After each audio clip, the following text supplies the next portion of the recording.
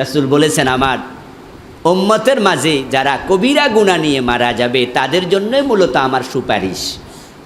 যাদের কোনো গুনাহ নাই তাদের সুপারিশের দরকার আছে?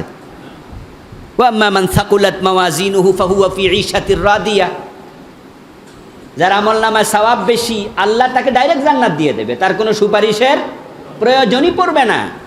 তাহলে শাফাআতের দরকার তাদের যাদের আমলনামায় গুনাহ আছে, গুনাহ সহ মারা গেছে। এখন গুনাহ সহ মারা যাবে দুদল লোক, একদল লোক রাসূলের উম্মত যাদেরকে রাসূল চিনবেন, আরেক দল রাসূল উম্মত হিসাবে চিনবেন না। যাদেরকে উম্মত হিসাবে চিনবেন তাদেরকে তিনি সুপারিশ করবেন, শাফাআতি লিয়াহলি কাবাইর মিন উম্মতি। তা আমরা যদি আল্লাহর শুকরিয়া জ্ঞাপন করি, উম্মত হিসাবে মরার সুযোগ পাবো, আল্লাহর কাছে আমরা দোয়া করি রাসূলের উম্মত হিসাবে মরার তৌফিক আল্লাহ আমাদের দান করুন।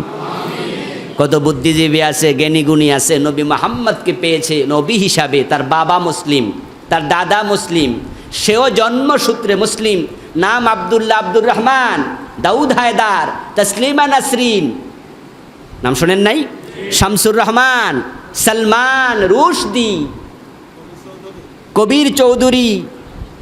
হ্যাঁ, এই নামগুলো শুনলে কি হিন্দু মনে হয়? কিন্তু তারা কি রাসূলকে রাসূল হিসাবে মানে? পেয়েছে রাসূল হিসাবে, কিন্তু এ সৌভাগ্য থেকে তাদেরকে বঞ্চিত করা হয়েছে। আমরা এমন এক নবী পেয়েছি আলহামদুলিল্লাহ, যেই নবী সব নবীদের মাঝে শ্রেষ্ঠ নবী, তাই তার জীবন আচারও শ্রেষ্ঠ। এ নবী মুহাম্মদ সাল্লাল্লাহু আলাইহি ওয়াসাল্লামের প্রশংসায় আল্লাহ তাআলা নিজেই পঞ্চমুখ। আল্লাহ তাআলা পঞ্চমুখ বলতে বোঝানো হয় যার প্রশংসা অবিরত অনবরত আল্লাহ করেন। ইন্নাল্লাহা ওয়া মালাইকাতাহু ইউসাল্লুনা আলান নবী ইয়া আইয়ুহাল্লাযীনা আমানু সাল্লু আলাইহি ওয়া সাল্লিমু তাসলিমা। আল্লাহ বলেন, এই নবীর উপরে আমি আমার ফেরেশতারা, আমি আল্লাহ নিয়মিত রহমত দেই। ফেরেশতারা রহমতের কামনা করে আমার কাছে বলে, আল্লাহ নবীর উপর রহমত দিতেই থাকো। ও ইমানদারেরা, সাল্লু আলাইহি, তোমরাই কামনা করো, সুবহানাল্লাহ পড়েন, তোমরাও সালাত পড়ো। আমি আল্লাহ যেটা করি তোমরা সেটা করো নবীর ব্যাপারে, সুবহানাল্লাহ সুবহানাল্লাহ। এমন এক নবী তিনি আমাদের দিলেন যার সম্মান আল্লাহ নিজে এত উপরে তুললেন। তিনি বললেন, ওয়ারাফা'না লাকা যিকরাকা, আমি তোমার স্মরণকে চকিত করেছি, সবার উপরে দিয়েছি। ইন্নাকা লাআলা খুলুকিন আযীম, সর্বোত্তম চরিত্রে আমি আল্লাহ তোমাকে অধিষ্ঠিত করেছি, সুবহানাল্লাহ। সর্বোত্তম চরিত্র, খুলুকুন আযীম, ও নবী আমি আপনাকে দিয়েছি। অথচ নবীর সাথে আজকে বেয়াদবি করা হচ্ছে। শুধু ফ্রান্সে আর সুইডেনের রাসূলের সাথে বেয়াদবি হয় নাই, মুসলমানের সন্তানরাও বাংলাদেশও নবীর বিরুদ্ধে কথা বলে, এমন ব্লগার নাস্তিক আছে না নাই? তারা বিশ্ব নবীকে হেয় করে কথা বলে। এগুলো কপাল পোড়া, হতভাগা, দুর্ভাগা। যদি আপনি কমন সেন্স খাটিয়ে কোনো পক্ষপাতিত্ব না করে নিরপেক্ষভাবে বিচার বিশ্লেষণ করেন, তাহলে আপনি গবেষণা করলে দেখতে পাবেন নবী মুহাম্মদের মতো উত্তম চরিত্রবান লোক পৃথিবীতে দ্বিতীয় জন নাই। মাইকেল হার্ট দি 100 একটি বই লিখেছে, আপনারা শিক্ষিত যারা তারা পড়েছেন। 100 জন মনীষীকে সে গবেষণা করে তালিকা করেছে, নন মুসলিম, কিন্তু বিশ্বনবীর নামটা এনেছেন 1 নম্বরে। এইভাবে পৃথিবীর যত চিন্তাবিদ গবেষক আছে, যখন মনীষীদের জীবন নিয়ে গবেষণা করে নবী মুহাম্মদকে 1 নম্বরে জায়গা না দিয়া কোনো উপায় নাই, কোনো বিকল্প নাই। এমন এক নবী, যেই নবীকে আল্লাহ পাক রব্বুল আলামিন কোরআন দিয়ে ওহী দিয়ে তিনি অভিষিক্ত করলেন নবুয়তের মর্যাদায়। ওই কোরআনের মাঝে আল্লাহ তাআলা বিশ্ব নবীকে নাম ধরে একবারও ডাক দেন নাই। আল্লাহ তাআলা বিশ্বনবীকে এত ইজ্জত দেন, এত সম্মান দেন, তোরা রাসূলের ব্যঙ্গচিত্র এঁকে রাসূলকে হেয় করতে পারবি না, এটা অসম্ভব, এটা সম্ভব নয়। আল্লাহ যার সম্মানে, আল্লাহ যার ইজ্জতে কোরআনের অসংখ্য আয়াত নাজিল করলেন, যার ইজ্জতের নিরাপত্তা আল্লাহ নিজে নিলেন, ইন্না নাহনু নাযালনা যিকরা ওয়া ইন্না লাহু লাহাফিজুন, কোরআন আমি নাজিল করেছি, এই কোরআন আমি হেফাজত করব, কে বলেছেন? আল্লাহ। তো রাসূলের ইজ্জত সম্মান নিয়ে যে আয়াতগুলো আছে সেগুলো কি কোরআনের ভিতরের আয়াত না? তাহলে রাসূলের ইজ্জতের হেফাজত করবেন কে? আল্লাহ। কমাতে পারবা না। কুলাঙ্গার হতবাগা যে নাস্তিক মুসলমানের সন্তানগুলো বিশ্বনবীকে নিয়ে কথা বলে, কষ্টটা এখানেই বেশি লাগে। আর এর পিছনে যে কারণ আমি আছে মনে করি, যারা নাস্তিক হয় তারা উচ্চশিক্ষিত, ঢাকা ইউনিভার্সিটির প্রফেসর, ঢাকা ইউনিভার্সিটির স্টুডেন্ট, বিভিন্ন ভালো ভালো সাবজেক্টের, ওদেরকে আমি নির্বোধ বলি না, মূর্খ বলি না, তারাও শিক্ষিত। তবে নাস্তিকতার পিছনে যে কারণগুলো আছে, অন্যতম কারণ বিশ্বনবীর জীবন নিয়ে তারা চর্চা করে না। উনার জীবনী পড়লে আল্লাহর হাবিবের সম্মান সকলকেই দিতে হবে, দিতে তারা বাধ্য হবে। যে মানুষটা জীবনে কোনোদিন কাউকে আঘাত দিয়ে কথা বলেন নাই, জাহিলিয়াতের জাহেলগুলো যে মানুষটাকে আল আমিন বলতো, আর সাদিক বলতো, কোরআন পড়লে দেখতে পাবেন আল্লাহ বিভিন্ন নবীকে কোরআনে নাম ধরে ধরে বিভিন্ন প্রসঙ্গে ডেকেছেন, কিন্তু বিশ্বনবীকে এত সম্মান আল্লাহ দিয়েছেন, নাম ধরে তিনি একবারও। তিনি হযরত আদমকে বলছেন, ইয়া আদম উসকুন আনতা ওয়া যাওজুকাল জান্নাহ, ও আদম তুমি এবং তোমার স্ত্রী জান্নাতে বসবাস করো। ইয়া আদম, ও আদম। ইয়া নূহ ইন্নাহু লাইসা মিন আহলিক, আল্লাহ বলে, ও নূহ নবী তোমার সন্তান কেনান পানিতে ডুবে মরছে, তুমি বলছো সে তোমার সন্তান, আমি বলছি ও নূহ সে তোমার পরিবারের কেউ নয়। ইয়া ইব্রাহিম কাদ সাদ্দাকতার রুইয়া ইন্না কাযালিকা নাজ্জিল মুহসিনিন, ও ইব্রাহিম ছেলেকে জবাই করা দরকার নাই, জবাই করতে উদ্যত হয়েছ, চেষ্টা করছো, এটাই যথেষ্ট। ও ইব্রাহিম যথেষ্ট হয়ে গেছে। ইব্রাহিম বলে আল্লাহ ডাক দিলেন, ইয়া মূসা লা তাখাফ, ও মূসা তুমি ভয় পেও না, সামনে যাও। ইয়া ঈসা, ইয়া জাকারিয়া, ইয়া ইয়াহইয়া, এভাবে বিভিন্ন নবীর নাম আল্লাহ কোরআনে ধরেছেন, কিন্তু ইয়া মুহাম্মদ বলে আল্লাহ একবারও ডাক দেন নাই। বরং তিনি যেখানে বিশ্ব নবীকে ডেকেছেন, ইয়া আইয়ুহান নবী, ইয়া আইয়ুহার রাসূল বলে ডাক দিয়েছেন। সুবহানাল্লাহ। ইয়া আইয়ুহার রাসূল বাল্লিগ মা উনজিলা ইলাইকা মির রাব্বিক, ইয়া আইয়ুহান নবী হাররিদিল মুমিনিনা আলাল কিতাল, ও আমার রাসূল, ও আমার নবী। ইব্রাহিম কি আল্লাহর নবী নয়?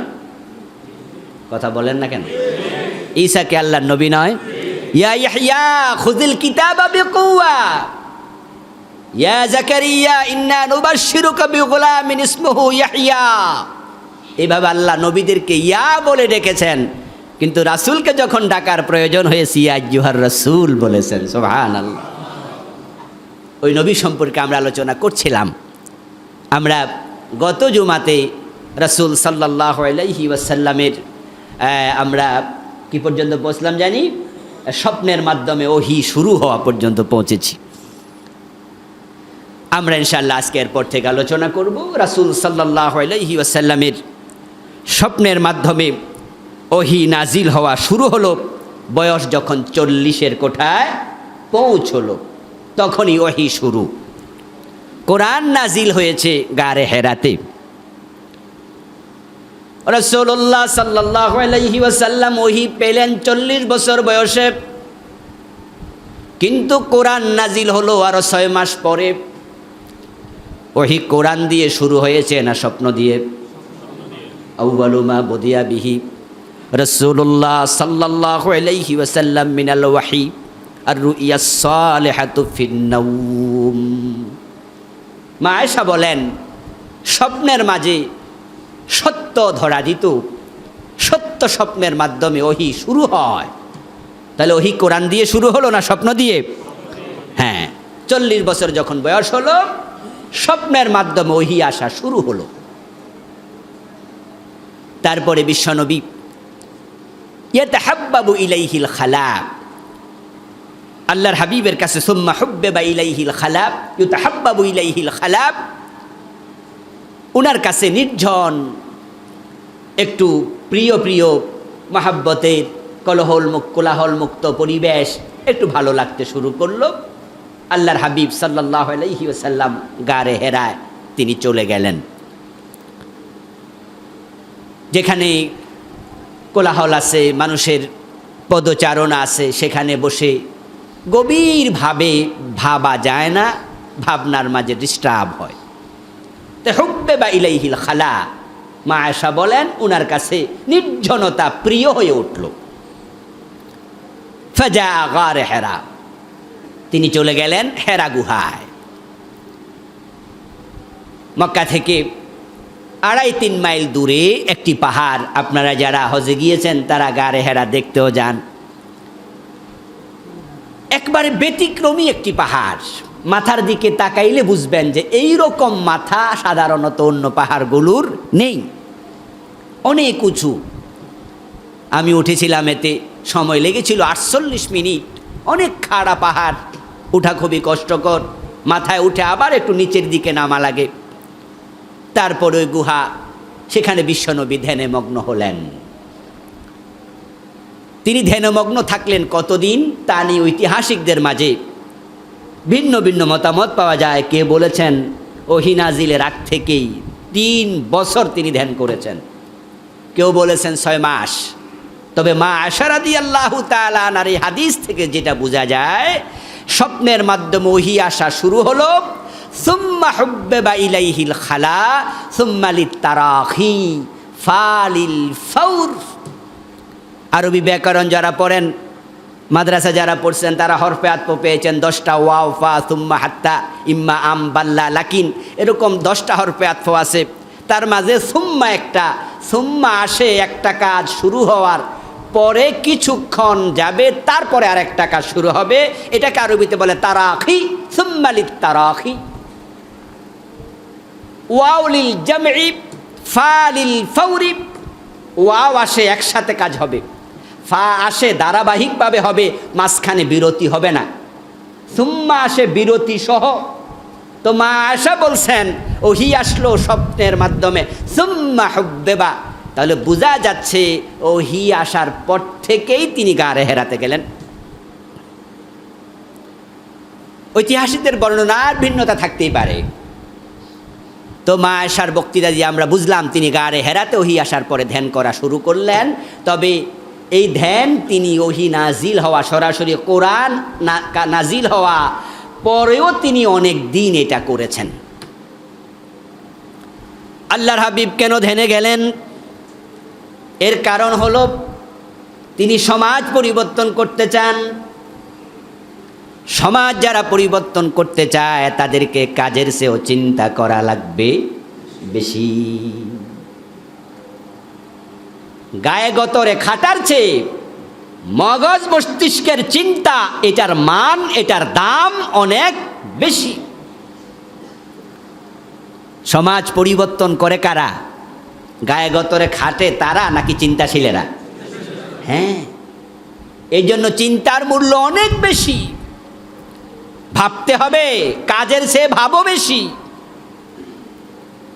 তাই তো একটা 10 তলা বিল্ডিং যারা বানায়, মিস্ত্রি আর যে আর্কিটেক্ট ডিজাইন করে কিভাবে বিল্ডিং হবে, কোন জায়গায় কয় সুতা রড হবে, কয়টা ফিলার হবে, কোন তলার কি স্ট্রাকচারাল ডিজাইনটা কিভাবে হবে, এই চিন্তা যে করে আর যে মিস্ত্রি কাজ করে, দুজনের মাঝে মূল্য বেশি কার?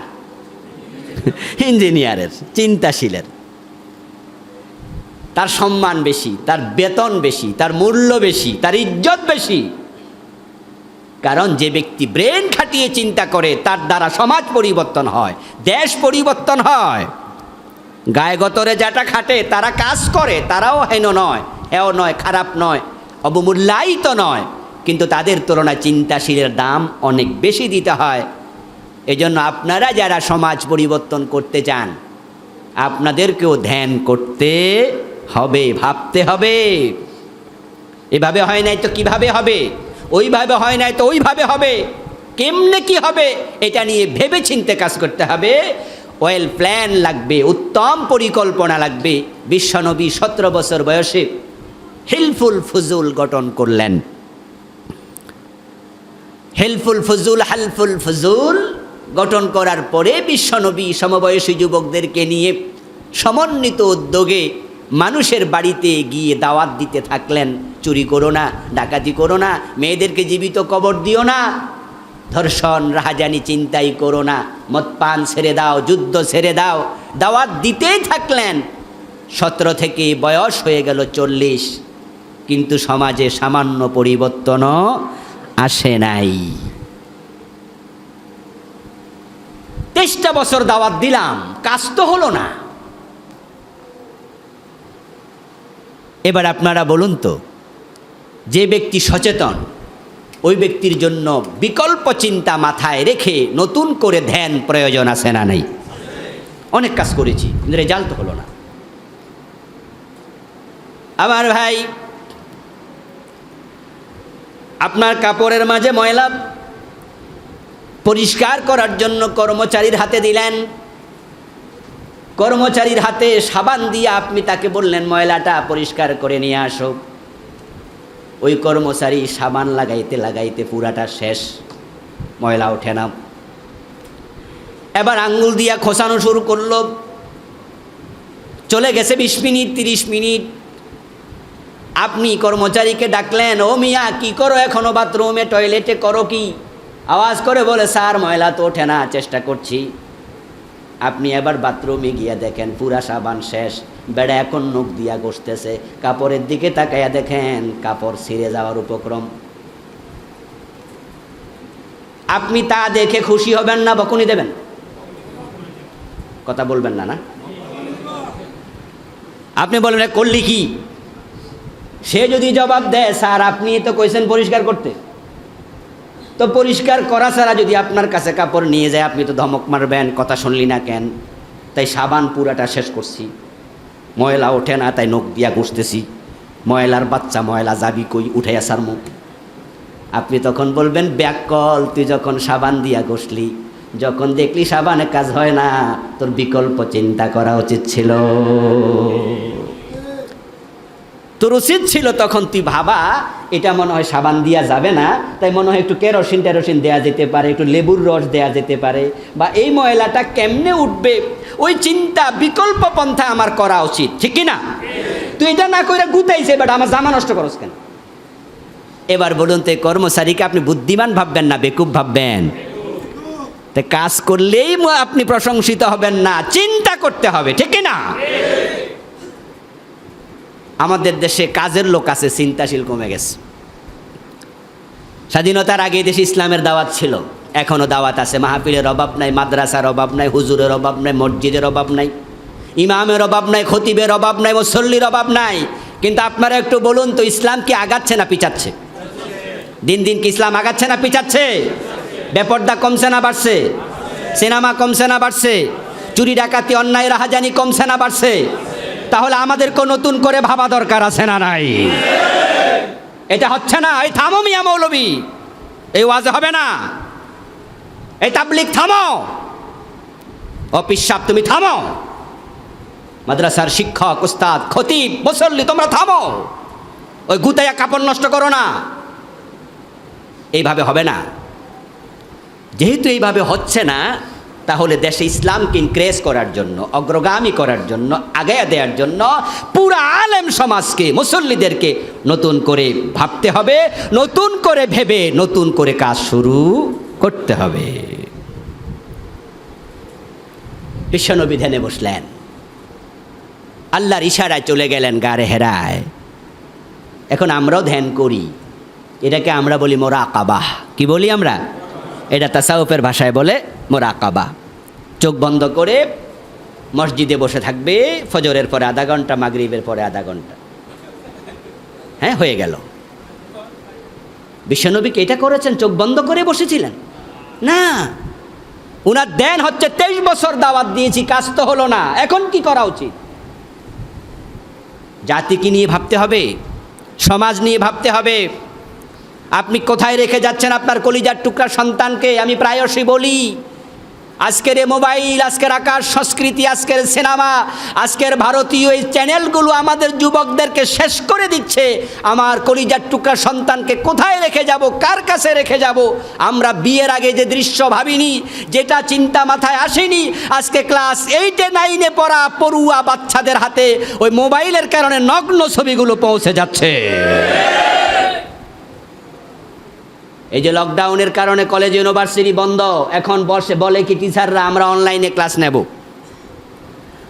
এখন আমরা গার্ডিয়ানরা বাধ্য আমার ছেলেকে অ্যান্ড্রয়েড সেট দিতে, অনলাইনে ক্লাস করবে। অ্যান্ড্রয়েড সেট ছাড়া তো সে অনলাইনে ক্লাস করতে পারবে না, জুমের মাধ্যমে ক্লাস করবে। এখন এই বাচ্চার হাতে যে মোবাইল তুলে দিলেন, এই মোবাইল আপনার সন্তানকে কোথায় নিয়ে যাচ্ছে আপনাকে ভাবতে হবে, ভাবতেই হবে। চরিত্রের মতো দামি কোনো জিনিস আর নাই। বড় শিক্ষিত হলো কিন্তু চরিত্র হারালো, এই শিক্ষিত হওয়ার মাঝে কোনোই কল্যাণ নাই। টাকা হারালে টাকা পাওয়া যাবে।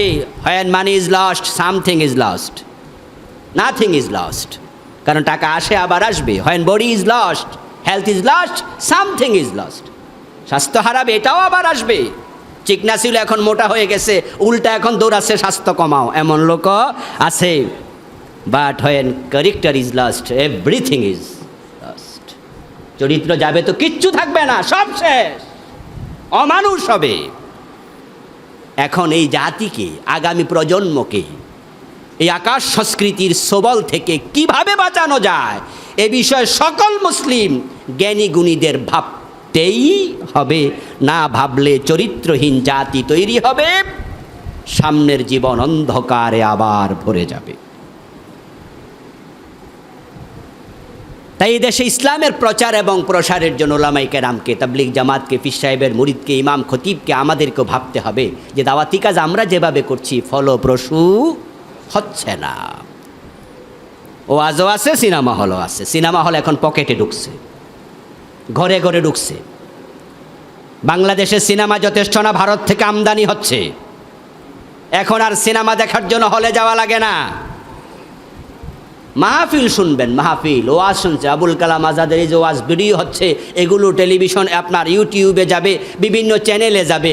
ওয়াজ শুনতে বসছেন, 10 মিনিট পরে ওয়াজের মাঝখানেও ল্যাংটা বেটি ছবি এসে যায়।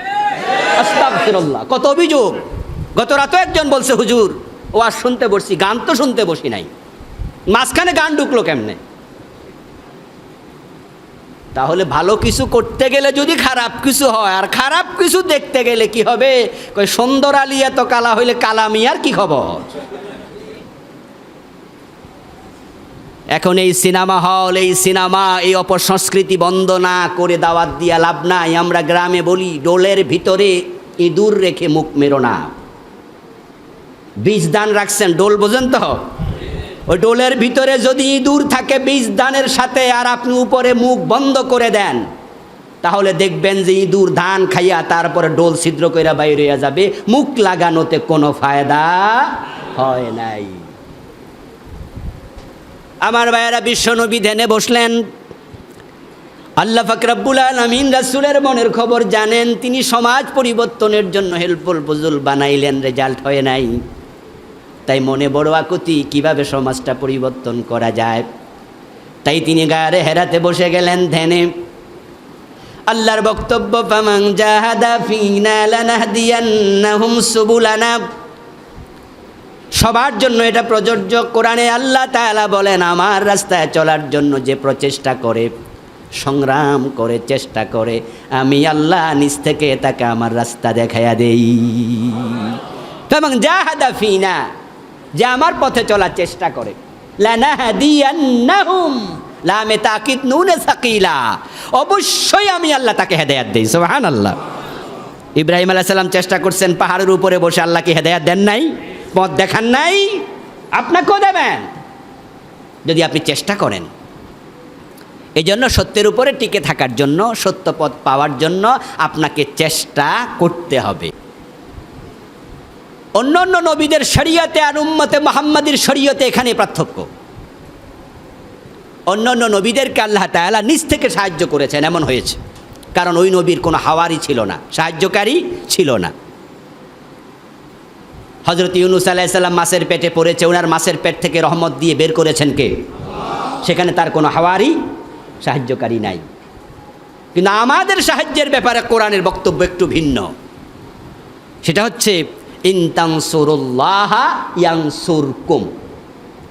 কোরআনে আল্লাহ বলছে, তোমরা যদি আমি আল্লাহকে সাহায্য করার জন্য এগিয়ে আসো, তাহলে আমি তোমার সাহায্যের জন্য এগিয়ে যাব।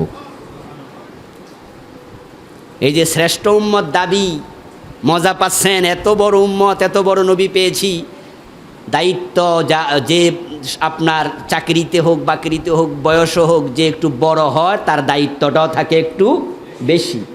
শ্রেষ্ঠত্বের আসনে বসাইয়া দিয়া আল্লাহ আবার কয় ইন তানসুরুল্লাহ ইয়ানসুরকুম, তোমরা যদি আমি আল্লাহকে হেল্প করো আমি হেল্প করব। এবার শব্দের বিপরীতে যান, তোমরা যদি আমি আল্লাহকে সাহায্য না করো আমিও করব না।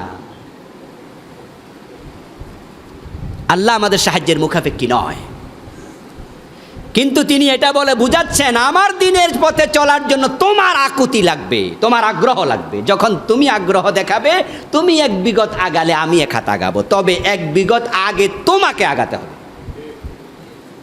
সাহায্য আমি বেশি করবো, এটা ঠিক আছে, তোমার চেয়ে আমার আগ্রহ বেশি, ঠিক আছে, কিন্তু শুরুটা করা লাগবে তোমাকে। রাসূল বলছেন কি, আল্লাহর বক্তব্য হাদিসে কুদসি, আমার বান্দা যদি এক বিগত আগায় আমি এক হাত, তাহলে আগে আগাবে কে? আল্লাহ না বান্দা? কোরআনের বক্তব্য এটাই। রাসূল তো বানিয়ে কিছু বলেন নাই, ব্যাখ্যা করেছেন আল্লাহর প্রাপ্ত ওহীর মাধ্যমে। ইন তানসুরুল্লাহ ইয়ানসুরকুম, তোমাকে আগে আগাতে হবে। তা আমরা সবাই তো চাই যেন আমরা ঈমান নিয়ে মরতে পারি, ঠিক কিনা? এই আকুতি সবার অন্তরে আছে না নাই? সবার আছে, সবার আছে যে আমি ঈমান নিয়ে মরতে চাই। তাহলে আপনাকে চেষ্টা করতে হবে। তাহলে আল্লাহ বলে আমি তোমাকে এবার হেল্প করব। আল্লাহর হাবিব ধ্যানে মগ্ন, হঠাৎ করে একদিন ওই ধ্যানে মগ্ন অবস্থায় এক ব্যক্তি হেরা গুহাতে আগমন করলো, যার সাথে রাসূলের আগে কখনো পরিচয় হয় নাই। হাত্তা জাহুল হক, জাহুল মালাক, ওনার কাছে হক উদ্ভাসিত হলো। ওনার কাছে ফেরেশতা আসলো মানুষের সুরত ধরে। জিবরিল আমিন আসলেন। জিবরিল আমিন এসে বিশ্বনবী মুহাম্মদুর রাসূলুল্লাহ সাল্লাল্লাহু আলাইহি ওয়াসাল্লামের কাছে আগমন করে বললেন, ইকরা, পড়ো, পড়ো। সত্যের পথ পেতে চাও, জাতিকে পরিবর্তন করতে চাও, তাহলে তোমাকে পড়তে হবে। লেখাপড়া ছাড়া সত্য চিনা যায় না। ইসলাম মূর্খের ধর্ম নয়। এই জন্য ইসলামের প্রথম শব্দটাই হলো, ইসলামের প্রথম বাণী হলো, আল্লাহর প্রথম নির্দেশ হলো ইকরা। ইকরা শব্দের অর্থ কি? শোনো না পড়ো। আমরা পড়ি বেশি না শুনি বেশি? হ্যাঁ, আমরা উল্টে গেছি, তাই ইসলাম উল্টে গেছে। ইসলামকে আমরা নিজের জায়গায় রাখি নাই। আমরা মাহফিলগুলোতে দল বেঁধে চলে যাই। ভালো, যেতে হবে, শুনতে হবে, শোনার কথাও কোরআন হাদিসে আছে। আল্লাহ বলছে ফাস্তামি মা ইউহা, ফাস্তামি লিমা ইউহা, শোনো যে ওহী তোমার কাছে আসছে। ও মুসা শোনো, শুনতেও হবে, শোনার কথাও আছে। কিন্তু এক নাম্বার কি? শোনো না পড়ো। তাহলে পড়ার পরে শোনো। কারণ হলো, তুমি যদি পড়ে শোনো তাহলে বক্তা যা বলছে সঠিক বলছে না ব্যাঠিক বলছে তুমি বুঝতে পারবা, কারণ তোমার পড়া আছে। এখন ওয়াজে যে আমরা শুধু শুনতে যাই, বাজে ওয়াজ করে, ওয়াজ শুনে বিভ্রান্ত হয়, বক্তার ওয়াজ শুনে ঈমান হারা হয়, এমন বক্তাও বাংলাদেশে আছে না নাই? আমি সোশ্যাল মিডিয়ায় দেখলাম বক্তা ওয়াজ করতেছে, ওয়াজের মাঝে তিনি গান গাচ্ছেন যে কালেমা কালামো বাই, মরার সময় দরকার নাই, আমার গৌসে পাকের গুণগীতি গাইও দরবারি বাইও। আপনারা কি শোনেন নাই নাকি? পাওয়ার কথা অনেকে পেয়েছেন। যে বক্তা ওয়াজ করতেছে, মরণের সময় কালেমা দরকার নাই, আমার গৌসে পাকের গুণগীতি গাইও। গৌসে পাক বলতে ওনারা কাকে বোঝে? আব্দুল কাদের জিলানী রাহেমাহুল্লাহকে। যদিও ব্যক্তিকে গাউসুল আজম বলা জায়েজ নাই। গাউস মানে সাহায্যকারী, আজম মানে সবচেয়ে বড়। আর সবচেয়ে বড় সাহায্যকারী কে? আমরা কি সাহায্যকারী না সাহায্যের মুখাপেক্ষী? হ্যাঁ, আব্দুল কাদের জিলানী সাহায্যকারী না তিনিও সাহায্যের মুখাপেক্ষী? এই জন্য শব্দগুলো পরিহার করতে হবে। এগুলো বিদআতি শব্দ, শিরক মিশ্রিত শব্দ। গাউসুল আজম একমাত্র আল্লাহ। তো বক্তা বলতেছে কালেমা টালেমা করো না, আমি মরার সময় উনার গুণগীতি গাইও, আস্তাগফিরুল্লাহ। এবং আরেক বক্তা মাহফিল ওয়াজ করতেছে যে আমার যখন কবরই নিবা তখন ঢোল তবলা বাজাইও। বক্তা মাহফিল ওয়াজ করে শোনাচ্ছে এবং বলছে আমার সাথে সাথে বলুন আস্তাগফিরুল্লাহ। শ্রোতারাও বলতেছে, কি বলতেছে? গাউসে পাকের নামজাফিলে আল্লাহ পাওয়া যায়। শ্রোতারাও বলতেছে টানে টানে। আমরা জব্য স্মরণ করব কার নাম? ফাজকুরুনি আযকুরুকুম উযকুরুল্লাহ যিকরান কাসীরা। এখন আপনারা যদি এলেম থাকে আর যেই মজলিসে বক্তা বলছে গাউসে পাকের নামজাফিলে আল্লাহ পাওয়া যায়, আমার সাথে সাথে জফ কি জফ, ইয়া গাউস ইয়া গাউস ইয়া গাউস আগিসনি ওয়া আমদিদনি। আমি নিজেই শুনেছি, এক পীর সাহেবের দরবারে ছাত্র জীবনে বসেছি, পীর সাহেব তালিম দিচ্ছে, মুরিদকে বলছে আল্লাহ আল্লাহ জিকির করছে, সুবহানাল্লাহ আস্তাগফিরুল্লাহ আল্লাহু আকবার বলতে বলতে এক পর্যায়ে বলছে ইয়া গাউস ইয়া গাউস ইয়া গাউস আগিসনি ওয়া আমদিদনি, ইয়া গাউস শাইআন লিল্লাহ, ইয়া আব্দুল কাদের শাইআন লিল্লাহ। বাংলা অর্থ কি? আল্লাহর কাছে চাইতে চাইতে এক পর্যায়ে বলছে ও আব্দুল কাদের আমার কিছু দাও, ও আব্দুল কাদের শাইআন লিল্লাহ আল্লাহর রাস্তে আমার কিছু দাও। ইয়া গাউস ও আব্দুল কাদের জিলানী গাউসুল আজম আগিসনি ওয়া আমদিদনি, আমাকে সাহায্য করো, আমাকে তুমি দয়া করো। বলুন তো গাউসে পাক আব্দুল কাদের জিলানী বলে যদি উনার কাছে চাওয়া হয় ইমান থাকবে না যাবে? তা আপনার যদি এলেম থাকে তাহলে আপনি ওই বক্তার সাথে সাথে বলবেন না আস্তাগফিরুল্লাহ পড়বেন। হয়তো আপনি উঠে চলে যাবেন, না হয় আপনি চুপ করে বসে থাকবেন, মনে মনে বলবেন ইন্না লিল্লাহি আস্তাগফিরুল্লাহ, আল্লাহ আমারে বাঁচাও, আল্লাহ আমারে বাঁচাও। আপনার এলেম যদি না থাকতো, ইসলাম সম্পর্কে সহি সমাজ না থাকতো, ওই ব্যক্তিদের সাথে আপনি এগুলো বলতেন, মাহফিলে আসার সময় মুমিন ছিলেন, যাওয়ার সময় মুশরিক হলেন। এই জন্য দিন জানতে চাইলে এক নম্বর মেসেজ ইকরা পড়তে হবে। তলাবুল ইলমি ফরিদা আলা কুল্লি মুসলিম, এটা আল্লাহর নির্দেশ, পড়ো। রাসূলুল্লাহর কাছে জিবরিল আমিন আসলেন, এসে বলছে ইকরা পড়ো। এই ওহীটা আসে রমজান মাসে। কোন মাসে? ইন্না আনজালনাহু ফি লাইলাতিল কদর, রাতের বেলা ছিল। রাসূলুল্লাহ সাল্লাল্লাহু আলাইহি ওয়াসাল্লাম গারে হেরাতে লাগাতার কয়েকদিন থাকতেন। ওয়া হুয়া তাআব্বুদ ফায়াতাহান্নাসু ফি ওয়া হুয়া তাআব্বুদুল লায়ালি যাওয়াতিল আদাদ। মা আয়েশা বলেন বিশ্বনবী লাগাতার কয়েক রাত সেখানে থাকতেন গারে হেরাতে। তাইলে কয়েক রাত থাকলে বোঝা যেত একটার পর একটা দিন আসছে চলে যাচ্ছে, তিনি বাড়িতে ফিরে আসেন নাই। রাতের বেলা জিবরিল আমিন হাজির, কদরের রাত। ইবনু কাসির প্রণেতা বলেন সেটা ছিল রমজানের 23 তারিখ, কোন কোন মুআররিখ বলে রমজানের 21 তারিখ, রমজানের 25 তারিখ। কদরের রাতে আল্লাহ পাক রব্বুল আলামিন জিবরিল আমিনকে পাঠালেন। জিবরিল আমিন যখন আসেন, রাসূলের বয়স ছিল সেদিন 40 বছর 6 মাস 12 দিন। 40 বছরের স্বপ্ন দিয়ে ওহি শুরু, 6 মাস চলে গেল স্বপ্নেই। জিবরিল আসলেন যেদিন 6 মাস 12 দিন রাসূলের বয়স। 40 বছর 6 মাস 12 দিন রাসূল ওহী প্রাপ্ত হলেন, কোরআন প্রাপ্ত হলেন, সরাসরি কিতাব। জিবরিল আমিন আল্লাহর হাবিবকে বলেন ইকরা পড়ো। রাসূল বলেন মা আনা বিকারি, আমি তো পড়তে জানি না। আল্লাহর হাবিব সাল্লাল্লাহু আলাইহি ওয়াসাল্লাম বলছেন যখন আমি বললাম আমি তো পড়তে জানি না, ফাগাত্তানি ফাখাযানি ফাগাত্তানি, তিনি আমার হাতের মাঝে জড়ায়া ধরলেন, তারপর আমাকে বুকের সাথে জোরে খুব চেপে ধরলেন। ফাআরসালানি, চেপে ধরে তারপর আমাকে ছেড়ে দিলেন। হাত্তা বালাগা মিন্নিল জুহুদু, হাত্তা বালাগা মিন্নিল জুহুদা, দুভাবে পড়া যায়। এমন জোরে চেপে ধরলেন, সহিহ বুখারীর রওয়ায়াত। যে আমার প্রাণ ওষ্ঠাগত, মনে হয় যেন আমার প্রাণবায়ু বেরিয়ে যাবে, এত জোরে চাপ মারছে। আমাকে ছেড়ে দিয়ে আবার বলে ইকরা, পড়ো। আমি বললাম মা আনা বিকারি, আমি তো পড়তে জানি না।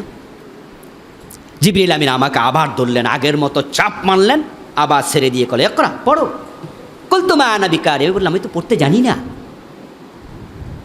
রাসূল পড়তে জানতেন না? জানতেন না। এই জন্য উনাকে আল্লাহ তাআলা কোরআনে বলছে আর নবিয়্যিল উম্মি, উম্মি নবী তিনি। কি নবী? উম্মি মানে কি? নিরক্ষর, অক্ষর জ্ঞান জানতেন না, লিখতে জানতেন না, পড়তে জানতেন না। সম্ভবত তাফসিরে বাইজাবি প্রণেতা বলেন লাম ইউখালিতিল কুত্তাবা কাত্তু, পড়তে তো জানতেন না, যারা লেখাপড়া জানে তিনি তাদের সাথে মিশতেনও না, মিশেন নাই এর আগে। অক্ষর জ্ঞান শিখার জন্য তো শিক্ষক লাগে, লাগে না?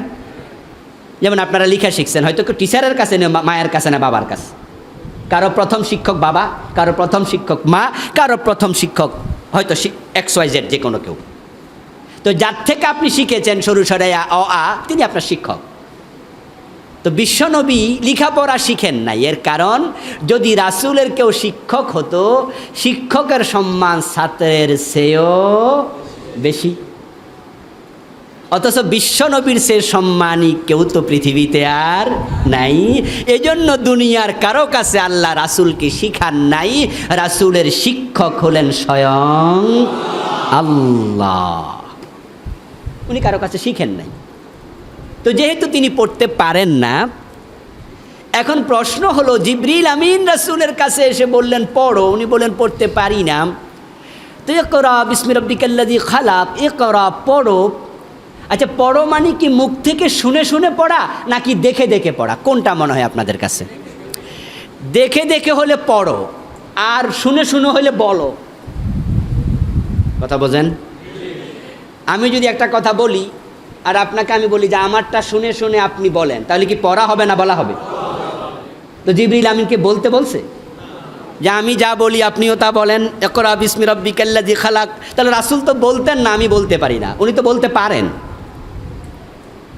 আমি যদি আপনাদের না জানা এমন চাইনিজ ভাষার কোনো শব্দ বলি ভেঙে ভেঙে, আপনি বলতে পারবেন না?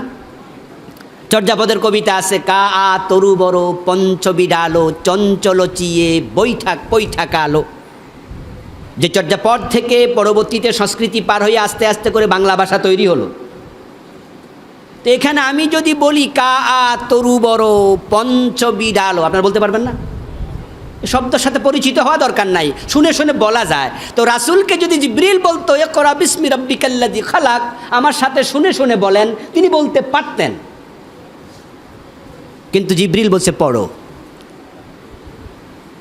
আল্লামা সুয়ুতি রাহিমাহুল্লাহ ইতকান ফি উলুমিল কুরআন, উনার এই কিতাবে লিখেছেন, তিনি বিশ্বনবীর কাছে জিবরিল আমিন যখন আসেন, কানা বিহারা আতা মালাকুন বিনিমতিন মিন দিবাজিন ফিহি মাকতুবুন ইকরা, রেশমি কাপড় নিয়ে এসেছেন, ওই রেশমি কাপড়ের মাঝে এটা লেখা ছিল। সুবহানাল্লাহ।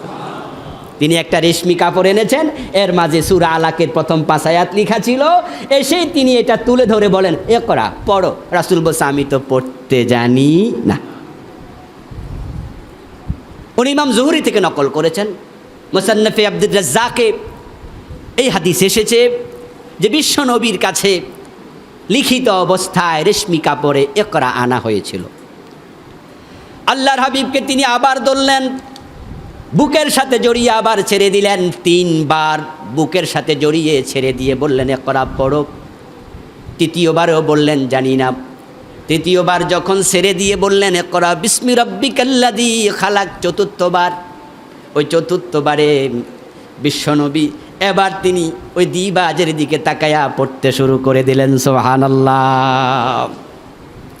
এখন তিনি দেখে দেখে পড়তে পারলেন, উনাকে পড়ার ক্ষমতা দিলেন কে? আল্লাহ। এটা মুজিজা। এটা কি? মুজিজা। রাসূলুল্লাহর কাছে জিবরিল আমিন 5টি আয়াত সূরা আলাকের নাজিল করে চলে গেলেন। আল্লাহর হাবিব কিছু বুঝে উঠতে পারলেন না, তিনি বাড়িতে ফিরে আসলেন। ফারাজা বিহা রাসূলুল্লাহ ইয়ারজুফু ফুয়াদু, ঘরে ফিরে আসলেন, ওনার বুক কাঁপতেছে, অন্তঃকরণ কাঁপতেছে। আমরা যখন কোনো কাজ তাড়াহুড়া করি, দৌড় মারি, তখন দেখবেন যে হাত দিয়ে দেখবেন কম্পনটা একটু বেড়ে যায়। আল্লাহর হাবিবের বুক খুব কাঁপছে, অন্তঃকরণ কাঁপতেছে। তিনি ঘরে আসলেন, মা খাদিজার কাছে এসে বললেন, জাম্মিলুনি জাম্মিলুনি, আমাকে কম্বল দাও, কম্বল দাও। কি হয়েছে? কয় যে আমার ভয় লাগতেছে, খাশিতু আলা নাফসি, আমার নিজের নফসের ব্যাপারে আমি শঙ্কিত। মা খাদিজা পিছন দিয়ে ভালো করে কম্বলটা রাসূলের পিঠ দিয়ে বুক দিয়ে জড়ায়া ধরে বুকের সাথে বসে আছেন। হাত্তা যাহাবা আনহুর রাউ, এক পর্যায়ে গিয়ে উনার ভয়টা কেটে গেছে, অন্তরের ধপ্তবানি আস্তে করে কমে গেছে, উনি স্বাভাবিক হলেন। মা খাদিজা বলেন, কি হয়েছে প্রিয়তম স্বামী? রাসূলুল্লাহ সাল্লাল্লাহু আলাইহি ওয়াসাল্লাম পুরা ঘটনা বললেন। ঘটনা বলে তিনি বলতেছেন, আমার মনে হয় আমারে জিনে ধরছে। একটা লোক আমাকে এরকম 3 বার 4 পা ধরছে, খুব কষ্ট পাইছিলাম, মনে হচ্ছিল মরে যাব, ওটা মনে হয় জিন হবে। মা খাদিজার সাথে সাথে বললেন, কাল্লা, অসম্ভব। সুবহানাল্লাহ পড়েন। কি বললেন? হরফুর রাদা, হরফুর রাদা, চরমভাবে অস্বীকার করার জন্য যে হরফ ব্যবহার করা হয়, কাল্লা, কোয়াইট ইম্পসিবল, অসম্ভব।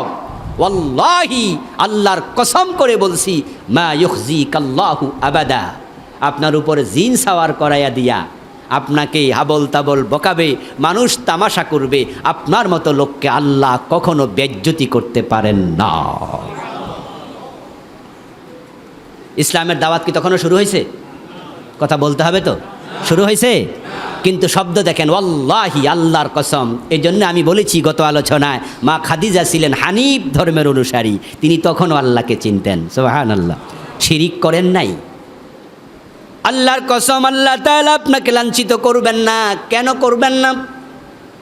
এই কনফিডেন্ট, এই আত্মবিশ্বাস মা খাদিজার কোত্থেকে আসলো? এবার তিনি বলছেন, কারণ শুনুন, ইন্নাকা লাতাসিলুর রাহমা ওয়া তাহমিলুল কাল্লাব ওয়া তাকসিবুল মা'দুমা ওয়া তাকরাউদ দাইফা ওয়া তুঈনু আলা নাওয়াইবিল হক।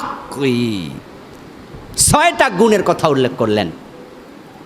আমি তো আপনাকে কতদিন ধরে চিনি, বিয়ে হয়েছে সে 25 বছর বয়সে, বিশ্বনবীর বয়স এখন 40, 15 বছর তো চলে গেল। এক বিছানা থাকি, এক খাটে, এক কম্বলের নিচে ঘুমাই, আমি কি আপনাকে চিনি না? সুবহানাল্লাহ বলেন না ভাইয়েরা? আপনার যে চরিত্র, এমন লোককে আল্লাহ কখনো বেজ্জতি করতে পারে না। আল্লাহর উপর কি আস্থা, রাসূলের চরিত্রের উপরে কি বিশ্বাস। ইসলাম নামক সূর্য পৃথিবীর অন্ধকার ভেদ করে যখন পূর্ব আকাশকে আলোকিত করার জন্য তার আলোকচ্ছটা ছেড়িয়ে দিয়েছে, তার প্রথম আলোটা যে অন্তরকে আলোকিত করেছে, সে অন্তরটা ছিল মা খাদিজার অন্তর। সুবহানাল্লাহ। নারীদেরকে হেয় করা যাবে না, তাদেরকে অসম্মান করা যাবে না, নারীদেরকে ইজ্জত করতে হবে। কারণ ইসলাম প্রথম যে হৃদয় আলোকিত করেছে, সেটা একজন নারীর হৃদয় ছিল। রাসূলুল্লাহ সাল্লাল্লাহু আলাইহি ওয়াসাল্লামকে সাহায্য করেছে যারা, সবচেয়ে বেশি সাহায্যকারীদের তালিকায় মা খাদিজার নাম টপ অফ দ্য লিস্ট। রাসূল যখন গারে হেরায় ধ্যানমগ্ন, রাসূলের কাছে খাবার নিয়ে যেতেন মাঝে মাঝে মা খাদিজা। ওই পাহাড়ে উঠা কত কঠিন, যারা উঠেছেন দেখেছেন। আমি পাতলা থিনথিনে, তাও আমার লেগেছে 48 মিনিট। এখন কিছু রাস্তা আছে ওঠার জন্য, কিছু সিঁড়ি আছে, কিন্তু তখন কোনো রাস্তা সিঁড়ি ছিল না। স্বামীর প্রতি কি ভালোবাসা! আল্লাহর হাবিবকে বলছে, আপনাকে জিনে ধরতে পারে না, কারণ আপনি আত্মীয়তার সম্পর্ক রক্ষা করেন, আপনি অসহায় মানুষের সহায় হন, সাহায্যকারী হন, গরিব মানুষকে আপনি খাবার দাবার দেন, আপনি মেহমান আসলে নিজে না খাইয়া মেহমানকে খাইয়ে দেন, এবং যখন যেখানে কেউ বিপদে পড়ে ডাকতে দেরি, আপনি দৌড় দিতে দেরি করেন না। এগুলো কার চরিত্র? বিশ্বনবীর। কার চরিত্র? এই ওয়াজগুলো কেন শুনবেন? কান সুখের জন্য না, নিজের চরিত্রের সাথে মিলাতে হবে। ইন্নাকা লাতাসিলুর রাহমা, আল্লাহ লাঞ্ছিত করে না তাকে যে আত্মীয়তার সম্পর্ক রক্ষা করে। রাসূলুল্লাহ বলেছেন হাদিসে কুদসি, আল্লাহ তাআলা আত্মীয়তার সম্পর্ককে লক্ষ্য করে বলছেন, মান ওয়াসালাকে ওয়াসালতুহু ওয়া মান কাতাআকে কাতাতুহু। ও সেলাই রহমি, তোমার সাথে যে সম্পর্ক রাখে আমি আল্লাহ তার সাথে সম্পর্ক রাখি, আর যে আত্মীয়তার সম্পর্ক ছিন্ন করে আমি আল্লাহ তার সাথে রহমতের সম্পর্ক ছিন্ন করি। রাসূলের গুণ অর্জন করতে হবে। বোনের খবর নেন না, বাড়ি 5 তলা বিল্ডিং বলে বানায়া বসে আছেন, নিজের ফুফিটা না খাইয়া আছে। নিজের খালার খবর নেন না, ভাইয়ের খবর নেন না, ভাতিজা লেখাপড়া করতে পারে না, টাকা দিয়ে সাহায্য করে না, এমন কিছু আত্মীয় স্বজন আছে না নাই? আপনার সম্পদে তাদের হক আছে। ওয়া আতিজাল কুরবা হাক্কাহু, আল্লাহ বলছে তাদের হক দাও। নবীর চরিত্র এটা অর্জন করুন, আত্মীয়তার সম্পর্ক রক্ষা করুন। অনেকে স্ত্রীর কারণে পারে না, চাইলেও মা বাবাকে আত্মীয় স্বজনকে দিতে পারে না। আমি তাদেরকে বলবো বউকে শুনাইয়েন না, না শুনাইয়া দেয়া যায় না। যদি আপনি চান আপনি দিতে পারবেন। এরপরে অসহায় গরিব মানুষকে সাহায্য করা, মেহমান আসলে মেহমানকে সম্মান করা। রাসূল বলেছেন যে আখিরাতের উপর ঈমান আনে, যে জান্নাতের সুসংবাদ পেতে চায়, ফাল ইউকরিম দাইফা। আল্লাহর উপর আখিরাতের উপর বিশ্বাস থাকলে, জান্নাতের বুহবু পেতে চাইলে আমি নবী তোমাকে বলি তোমার মেহমানকে সম্মান করো। মেহমান দেখলে মেজাজ খারাপ হয়ে যায়, আস্তাগফিরুল্লাহ, নাউযুবিল্লাহ। মেহমান দেখলে পরে স্বামী স্ত্রী মিউচুয়াল ঝগড়া তৈরি করে। বউরে শুনাইয়া দেয় যে একটু রাগ করবা, আমি ধমক মারলে একটা গ্লাস ভাঙে লাগে বাসার দিয়া। মেহমানের সামনে যদি ঝগড়া করিয়া গ্লাস ভাঙে, মেহমান তখন মনে করে আর এখানে থাকার পরিবেশ নাই, মেহমান চলে যাবে, গ্লাস একটা 25 টাকা লস হইলে হোক, গোস্তের কেজি 500 টাকা, 4-5টা গ্লাস ভাঙলো কোনো অসুবিধা নাই। মেহমান দেখলে পরে খুশি হয় না, এটা ভালো চরিত্র নয়। ভালো করে মনে রাখবেন, মেহমান তার রিজিক খায়, আপনার রিজিক খায় না। আপনার রিজিক কেউ খেতে পারবে না। আপনি যখন কোথাও মেহমান হবেন, আপনারটা আপনি খাবেন, বরং মেহমানের উসিলা বাড়ি হলো ভালো খায়, ঠিক না? মেহমান আসলে আমরা একটু ভালো পাকশাক করি, মেহমানের উসিলা তো আমিও খাইলাম। আল্লাহর হাবিব এই কথা বলার পরে মা খাদিজা রাদিয়াল্লাহু তাআলা আনহা প্রবোধ দিলেন, সান্ত্বনা দিলেন। তিনি বললেন এটা জিন নয়। এবার রাসূল বলেন তাহলে এটা কি? আমি তো বুঝতে পারছি না। মা খাদিজা বলেন আমিও বুঝি না, তবে যদি একটু ব্যাখ্যা চাই, বুঝতে চাই, তাহলে চলেন ওরাকা বিন নাওফালের কাছে যাই। আমার চাচাতো ভাই অনেক বড় আলেম, তাওরাত এবং ইনজিলের তৎকালীন যুগের সর্বশ্রেষ্ঠ আলেম। হযরত ওরাকা বিন নাওফালের কাছে চলে গেলেন। রাসূলুল্লাহ সাল্লাল্লাহু আলাইহি ওয়াসাল্লাম তিনি যে রাসূল তখনও তিনি এটা জানেন না। ওনাকে সান্ত্বনা দিচ্ছেন ওনার স্ত্রী, তিনি যে নবী তিনি এখনও জানেন না। ওরাকা বিন নাওফালের কাছে গিয়ে পুরা হিস্ট্রি বললেন। ওরাকা বিন নাওফাল শুনলেন। শুনেই ওরাকা বিন নাওফাল বলেন হাদান নামুস আল্লাযী নাযালাল্লাহু আলা মূসা, এটা তো জিবরাইল আমিন, আল্লাহ যাকে মূসা নবীর কাছে পাঠাইছে। সুসংবাদ গ্রহণ করো, সুসংবাদ গ্রহণ করো। এটা জিবরিল, জিবরিল যার কাছে এসেছে ওহী নিয়া মূসার কাছে, তোমার কাছে আসছে, তুমি তো শেষ নবী। সুবহানাল্লাহ। নবী মাউউদ, তাওরাত ইনজিলে তোমার কথা আল্লাহ তাআলা কত বলেছেন, তুমি তো সেই নবী। রাসূলুল্লাহকে নবুয়তের সংবাদ দিলেন, সাথে সাথে আবার বললেন ইয়া লাইতানি ফিহা জাযা, ইয়া লাইতানি আকুনু হাইয়া ইয ইউখরিজুকা কওমুক। হায় আফসোস যদি আমি সেই দিন বেঁচে থাকতাম। ওরাকা বিন নাওফাল বলছেন তিনি অন্ধ হয়ে গেছেন, বয়সের বারে নুজ হয়ে গেছেন। তিনি নবুয়তের সুসংবাদ রাসূলকে দিয়া, নামুস মানে জিবরিল, এটা হিব্রু ভাষার শব্দ। তিনি বললেন তুমি নবী, শেষ নবী, নবী মাউউদ, আল্লাহ যে ওয়াদা করেছেন শেষ নবী পাঠাবেন, তুমি সেই ব্যক্তি। কিন্তু সাথে সাথে বললেন আমি আফসোস করছি, যেদিন তোমার আপনজনেরা তোমাকে বাড়ি থেকে বের করে দেবে, সেদিন যদি আমি থাকতাম লাআনসুরুকা নাসরান মুআজ্জারা, আমি আমার সর্বশক্তি দিয়ে তোমাকে সাহায্য করতাম। যেদিন তোমাকে বের করে দেবে, যদি সেদিন আমি থাকতাম, আমি তোমার সাহায্যকারী হতাম। সাধারণ সাহায্য না, নাসরান মুআজ্জারা, একবারে কোমরে গামছা বেঁধে সাহায্য করতাম, সর্বশক্তি দিয়ে সাহায্য করতাম। আল্লাহর হাবিব এটা শুনে বললেন, আওয়া মুখরিজিয়াহুম, বলেন কি আমার জাতির লোকেরা আমাকে বের করে দেবে? How can it possible? তারা আমাকে আলামিন বলে, আস-সাদিক বলে, সেই নবী মুহাম্মদকে বের করে দেবে, এটা কিভাবে সম্ভব? না, আমি তো বুঝতে পারছি না, আপনি এসব কি বলছেন?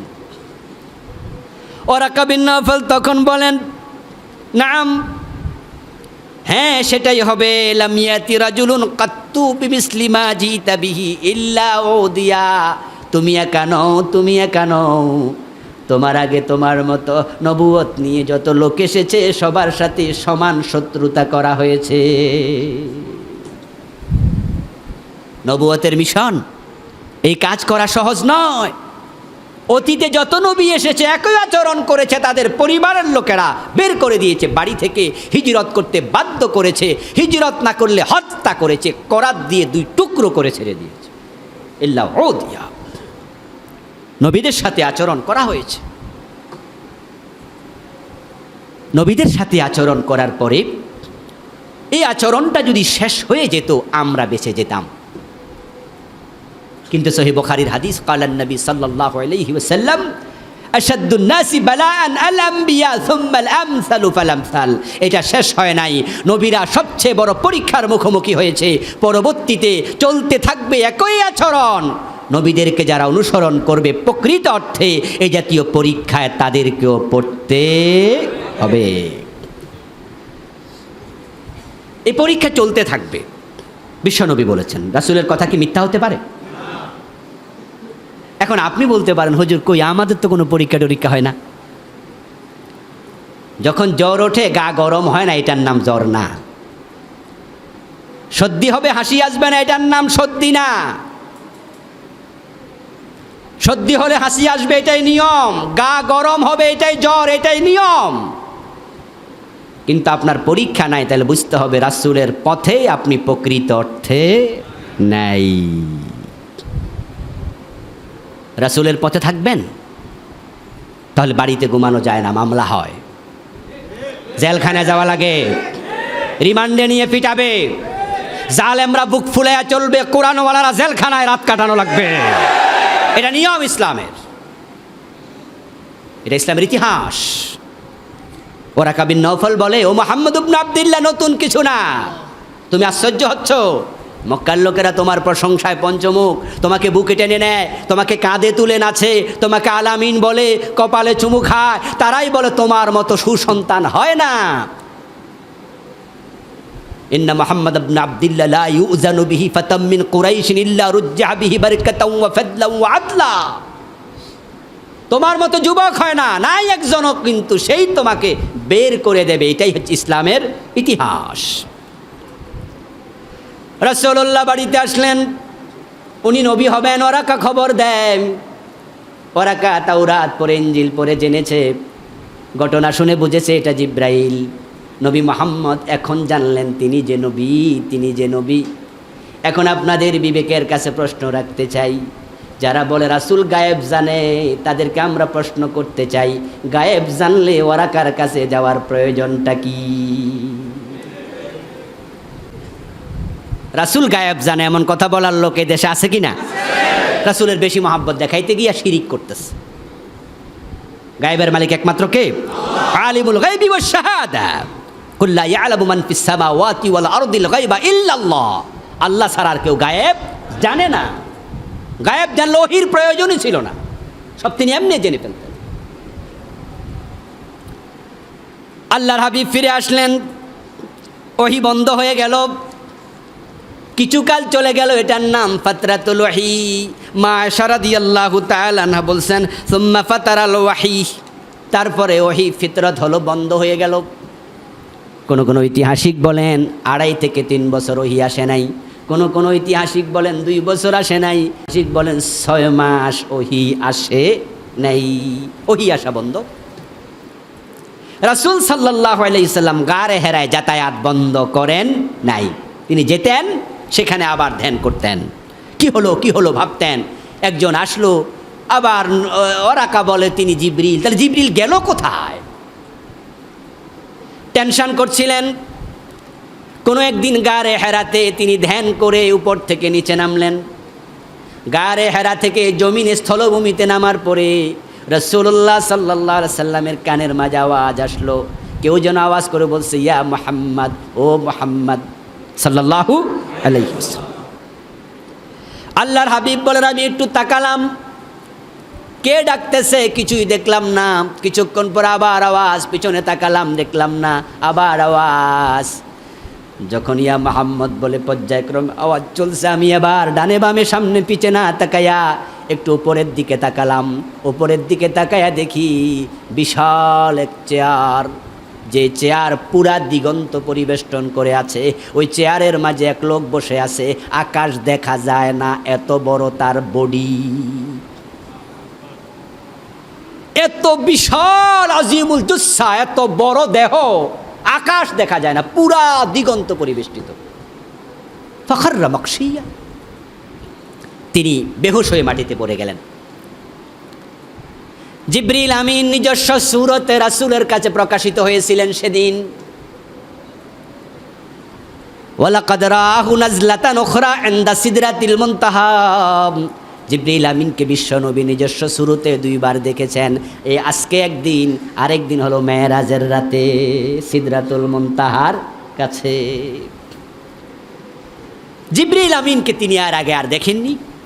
মানুষের সূরতে চাপা দিয়েছিল, আর আজকে নিজস্ব সূরতে জিবরিলের 600 পাখা, বিশাল বডি। রাসূল বেহুশ হয়ে পড়ে গেলেন। জিবরিল আমিন ওই চেয়ার থেকে আবার মানুষের সূরত ধরে নামলেন, বিশ্বনবীকে পিছন থেকে ধরে তুলে বসালেন, গায়ের ধুলাবালিগুলো নিজ হাতে পরিষ্কার করে দিলেন। সুবহানাল্লাহ। জিবরিল আমিন বিশ্বনবীর গায়ের ধুলাবালিগুলো মুছে দিলেন।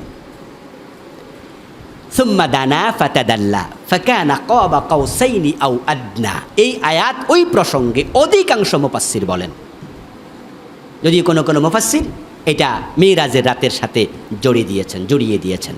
অধিকাংশ মুফাসসিরের বক্তব্য, 8-10টা তাফসিরের বরাত আমি আমার মিরাজ বইতে এনেছি আয়াত প্রসঙ্গে। আপনারা অনেকে পড়েছেন, যারা পড়েননি সংগ্রহ করবেন, খুব ইম্পর্টেন্ট একটি বই। সেখানে অধিকাংশ মুফাসসির বলেছেন, জিবরিল এই যে রাসূলের কাছে আসলো, উনাকে ধরে তুললো, বসাইলো, দুই ধনুকের মাথা যেমন কাছাকাছি থাকে এসে যায়, রাসূলের এত কাছে এসেছেন জিবরিল আমিন। তারপরে তিনি চলে গেলেন। রাসূল হুঁশ ফিরে বাড়িতে গেলেন।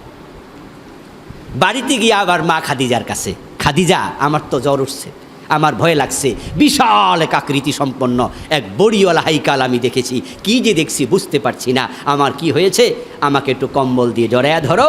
রাসূলের জ্বর উঠছে, মা খাদিজা কম্বল দিয়ে বিশ্বনবীকে জড়িয়ে দিলেন। এবার জিবরিল আমিন আবার হাজির। সুবহানাল্লাহ পড়েন। কোরআন নাজিল অনবরত শুরু। সূরা মুদ্দাসসিরের আয়াত নিয়ে আল্লাহ তাআলা রাসূলকে ওহী করলেন, পাঠালেন, ইয়া আইয়ুহাল মুদ্দাসসির, ও কম্বলওয়ালা, কুম, দাঁড়ায়া যাও। সুবহানাল্লাহ। সমাজ পরিবর্তনের স্বপ্ন দেখো, শুয়ে থাকলে সমাজ পরিবর্তন হবে না, তোমাকে দাঁড়াতেই।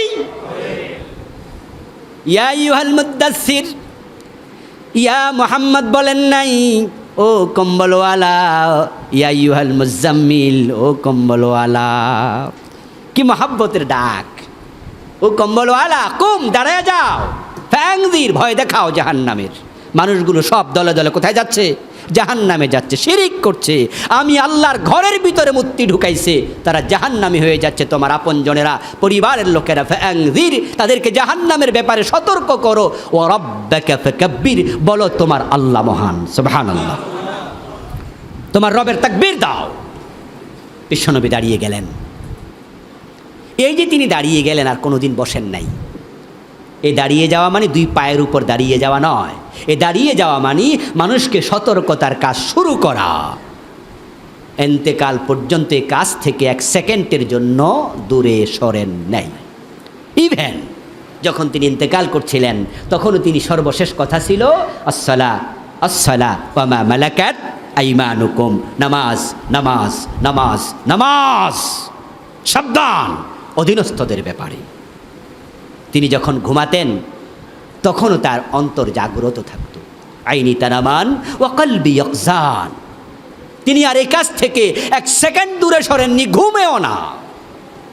এই জন্য বিশ্বনবী ঘুমালে অজু ভাঙত না। এটা ওনার জন্য স্পেশালিটি, আলাদা বৈশিষ্ট্য।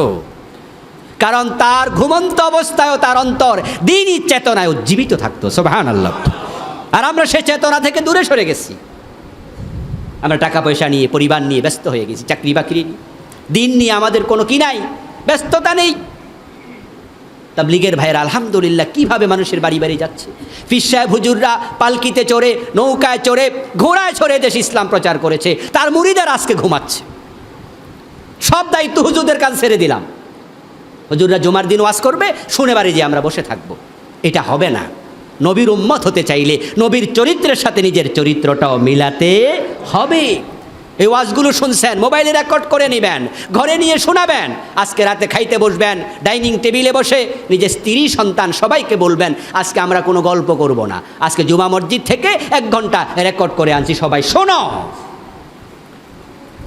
নিজের ছেলে বিদেশে থাকে, জরুরি কত কথা তাকে বলেন, আপনি আলোচনা সেন্ড করে দেন যে বাবা আলোচনা শোন, ওয়াজ শোন, নসিহত শোন।